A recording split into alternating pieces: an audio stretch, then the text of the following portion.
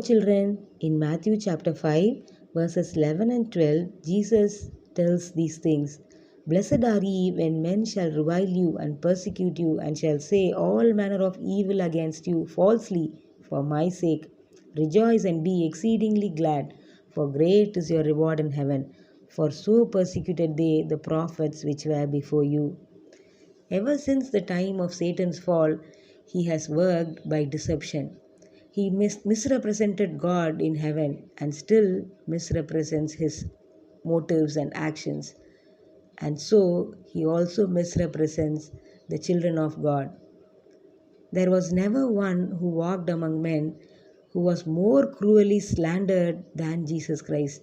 He was derided, mocked because of his unswerving obedience to the principles of God's holy law. People hated him without a cause, but Jesus was never disturbed. He stood calmly before his enemies. When people deride and mock us, all our reproach falls on him, and he stays straight up calmly, and he teaches us to do the same. Slander may blacken the reputation, but it cannot stain our character in any way.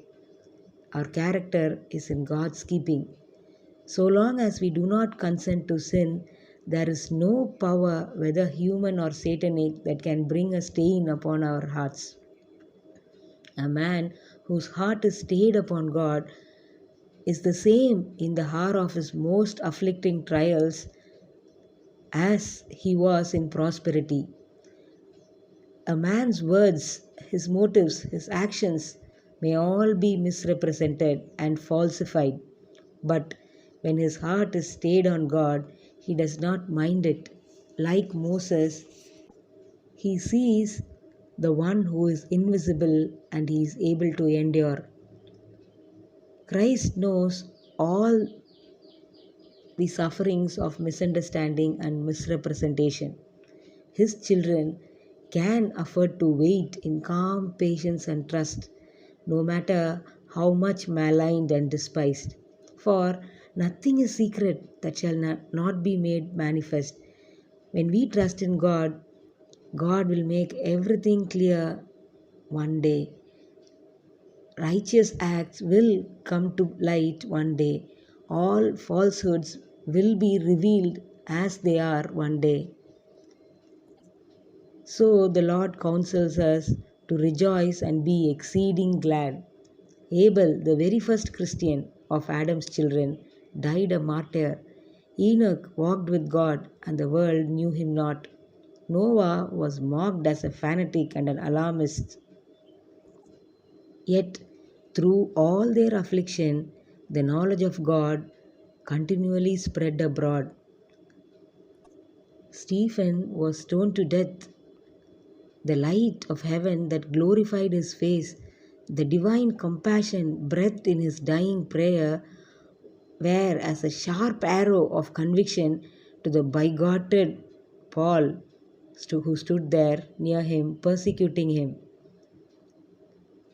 The person who was then called Saul became our well known Paul by the beauty of the gospel, which was shed forth by the suffering Stephen. How are we today? The Lord reminds us of the great reward He has for all who are afflicted for His name's sake. Great is your reward in heaven, says the Bible. But we should not forget that our reward begins right here on earth. Our great reward is Jesus Himself, Emmanuel, God with us. The Lord appeared to Abraham and told him, I am thy shield and thy exceeding great reward. This is the reward of all who wish to follow Jesus Christ. To know Him, to know His love and power. This is the heritage of the servants of the Lord. When we know of Jesus more, our heart is filled with joy, and no affliction or trial that can face us can separate us from this heavenly peace and heavenly atmosphere that will always surround the children who have opened their heart to God. It was this joy that filled the hearts of Paul and Silas when they prayed and sang praises to God at midnight in the Philippian dungeon. Christ was there beside them. The light of his presence irradiated the gloom with the glory of the courts above. So Paul counsels us, rejoice in the Lord always, and again I say rejoice. So when you are afflicted, when you are talked about falsely, when you are accused, when you are reproached, do not fear. Stay calm, just as Jesus did. He will give you the strength. He will be your ever present reward.